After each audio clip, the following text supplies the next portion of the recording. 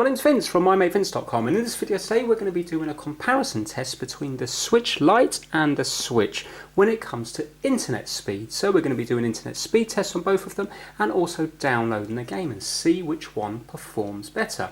This is the original Switch, and the Nintendo Switch Lite came out quite a bit later, so I'm thinking maybe that this might perform better than the Switch.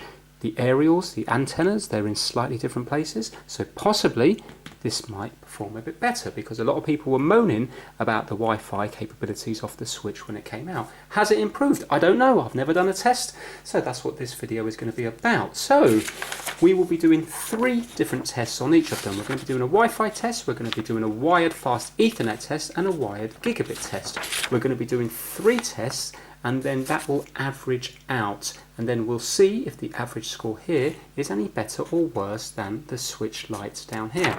And then we'll do a real live download of a game, and we'll compare between the 3 different ones on each of the Switch and the Switch Lite, and so this will then tell us whether the Switch Lite is better than the Switch, or which one is better, Wi-Fi, wired fast Ethernet, or wired gigabit. And then this might help you, especially when you're downloading big games like, for example, Fortnite. That takes quite a while to download, but for the purpose of the video I don't want to be sitting here for hours on end, so I'm going to be downloading Cuphead, which is a 3.3 gigabyte game. So what do I mean by fast Ethernet and gigabit? So if you have a look here, we're going to be using a wired connection. So I'm using a USB-C on-the-go cable with an Ethernet adapter plugged into it. And this one here, as you can see, is fast Ethernet, so it allows 10 and 100 megabits per second, and this is USB 2. Hopefully USB 3 will perform better, which is these blue connections here. You can use various different ones. This is the only USB 3 USB-C type cable that I have, but obviously you can just get small dongles just like this one here in USB 3, and this one here is, you can see there, 10, 100 and 1000 megabits per second gigabit. So will that perform any better? I'm going to be using Cat 6 cable when it comes to the actual wired connection. So maybe put down your predictions in the comments down below. This is what I'm thinking. I actually think there's not going to be any difference between the Switch Lite and the Switch. I hope the Switch Lite is better, but I don't think it's going to be better. But I do think that the wired gigabit is going to outperform both of these. But I think when it comes to downloading a 3.3 gigabyte Cuphead game, I'm thinking that maybe they might all perform exactly the same. So in real life, is it actually going to make any difference if you have a good Wi-Fi connection compared to a wired connection?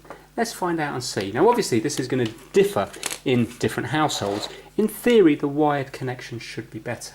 Now because I know the Wi-Fi connection isn't great on the Switches, I'm going to cheat a little bit, and I'm actually going to pull out my router. I call it a router, you will know it as a router if you're from many other countries.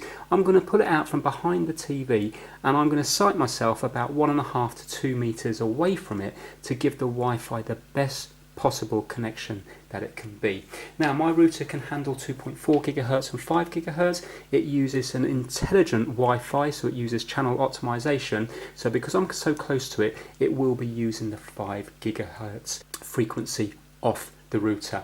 If you've got one yourself, 2.4 gigahertz will often work for longer distances. So maybe if you're 1 or 2 rooms away from your router, you'll probably find out that the 2.4 gigahertz will work better.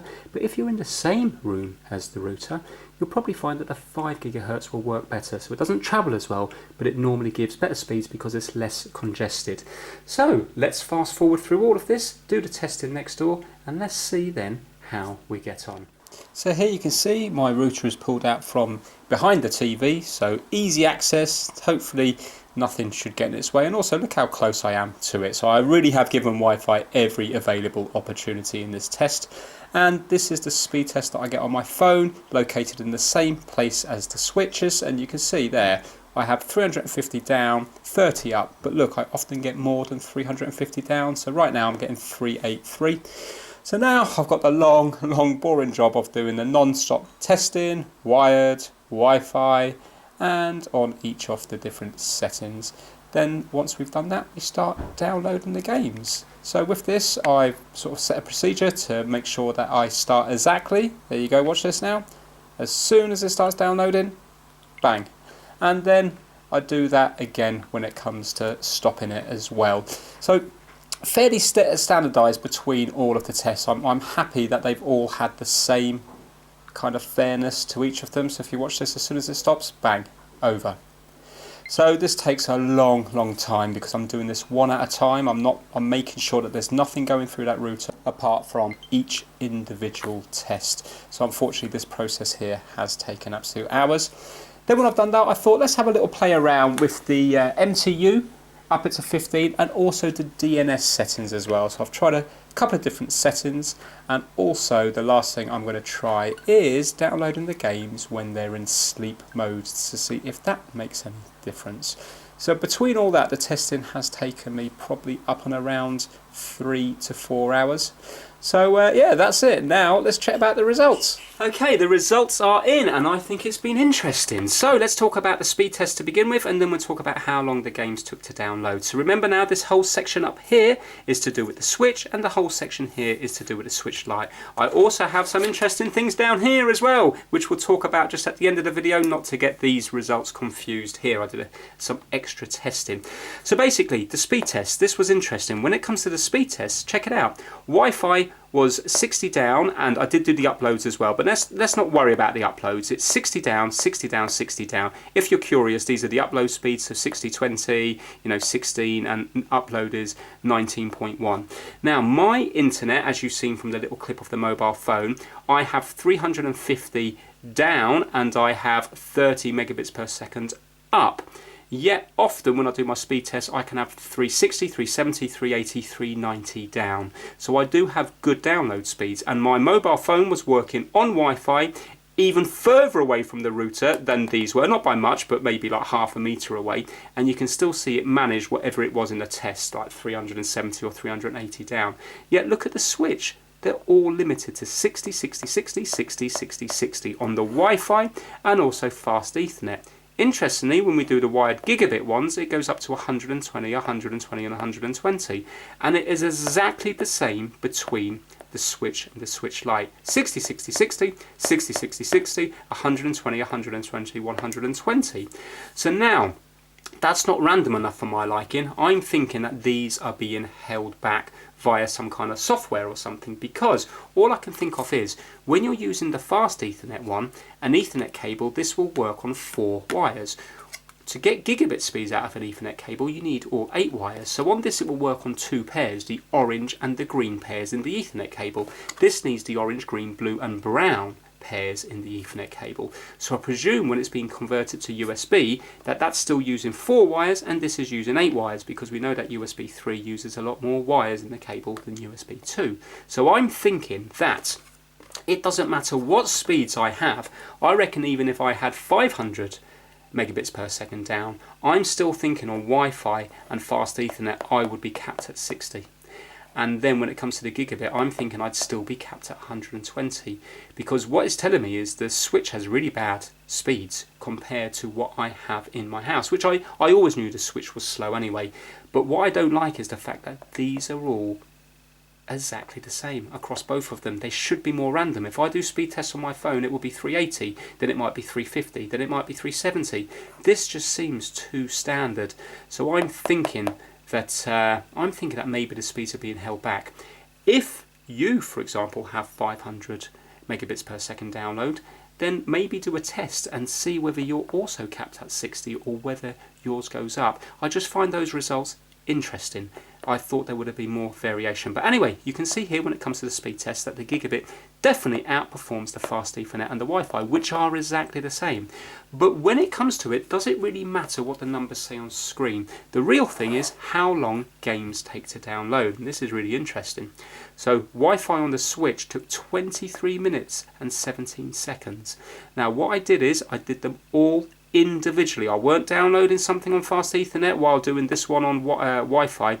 Everything was doing it on its own without any other things downloading in the house. So these were all done after midnight. Both these switches are fully up to date, and there was nothing else in the house downloading anything. So there wasn't any iPads doing an update or iPhones, or nobody was on Netflix in another room. These were the only things that was working through my router at the time of testing.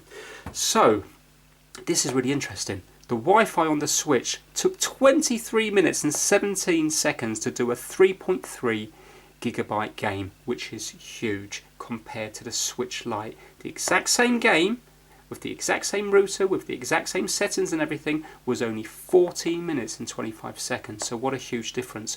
I actually thought that this might have been a rogue result. So I did the test again, and it came in at 23 minutes and 4 seconds. So slightly quicker, but nothing to, like, write home about. It still took 23 minutes. So 100% when you look at the results here and here, the Switch Lite outperforms the Switch, even though the speed tests are saying the same thing. And even though the speed tests are saying the same thing between Wi-Fi and wired fast Ethernet, look at the speed difference between them. The time difference is 23 minutes here and 13 minutes here. And look here, 14 minutes down to 13 minutes. So the wired connection definitely gives you a better connection than Wi-Fi. And look at the gigabit speeds, beats that again. So on wired connection, if you're going to be using the gigabit one, which is the USB 3, we've got it down to 11 minutes and 50 on the Switch, and on the Switch Lite we've got it to 10 minutes and 51, which overall is the quickest time in total. So I think that's all really, really interesting, and it shows that the Switch Lite, this one here, has beaten the results of the Switch on every single one. But when you're going to wired, look at the difference there. So I definitely think if you're downloading like a bigger game like Fortnite, which is about 3 times the size of this, it's going to be worth it, because you're going to save yourself a lot of time. You're going to go from, well, depending on your internet speeds. In my house, I'm going to go from 23 minutes times 3. So what's that going to be? That's going to be over an hour, isn't it? 1 hour and 9 minutes, all the way down to what's that, 36 minutes. So you can see that you're halving your download times. So it's definitely worth going for the wired when it comes to that, if obviously you're in a rush to play the game. If not, who cares? Now I thought I'd do some extra testing, because when you look up online, a lot of people say things like, oh, you need to change the MTU, the maximum transmission unit, from 1400, which is a default, to 1500, so it can transmit 1500 bytes rather than 1400. Other people say no, that's a bad idea, because it will it's at 1400 for a very good reason, to allow a little bit of error. But I thought I'll do it because a lot of people say that. In my instance, I changed it from 1400 to 1500. I still got exactly the same speed test results, and the game downloaded in the same amount of time. A tiny bit quicker, we're looking at 2 seconds, but remember that could be error with me pressing the start and stop on the phone. I would say that those results are the same. In my instance, it would not be worth changing it to 1500 over 1400, because it doesn't make any difference. Now, other people talk about changing the DNS settings, the primary and the secondary settings. So I did that. I chose 2 different servers here, and I kept it on the MTU of 1500. So I did the 8.8.8.8, and then secondary was 8.8.4.4, and I also did this one down here, and to me they made no difference at all. All these 3 settings here are the same as here, and all of these ones were done on the wired gigabit, just on the Switch Lite, because I wanted to see if there was a way we could improve the best speed overall, because this is the best speed here, the wired gigabit one, which is this one here. Could we improve on this? And the answer is, in my testing, by changing the MTU and the DNS, to me, it didn't make any difference. So personally, I wouldn't look into that anymore. But there is something that makes a massive difference, and that's why I've saved it to the very end. This is really, really interesting. So again, using the wired gigabit, using the same settings here, that got me the quickest speed of 10 minutes and 51 seconds.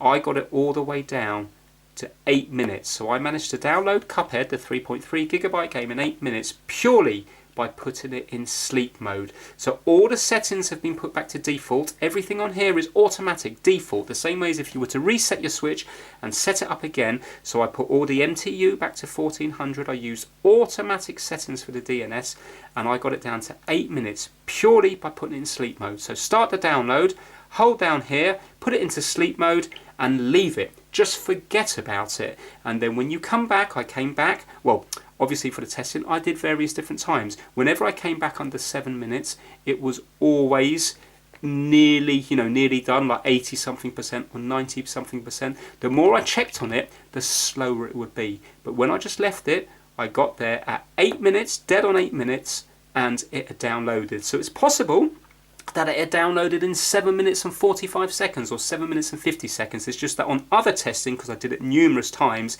when I did it at, for example, 7 minutes 30 seconds, it still had time to go. And the very act of sleeping it by waking it up again made it take longer to download. So if you were in a real rush to, for example, download Fortnite, if normally Fortnite's going to take you 40 minutes to download, by putting it into sleep mode, it might be worth checking it after maybe 30 minutes or something like that. You can see the difference here. So look, we've gone from 14 minutes and 25 seconds on Wi-Fi to using wired gigabit. We've got it down to 8 minutes in sleep mode. That is a huge difference. And obviously the bigger the game, the bigger the increase you're going to see, because it's going to save you more time. So here we've managed to save ourselves 6 minutes.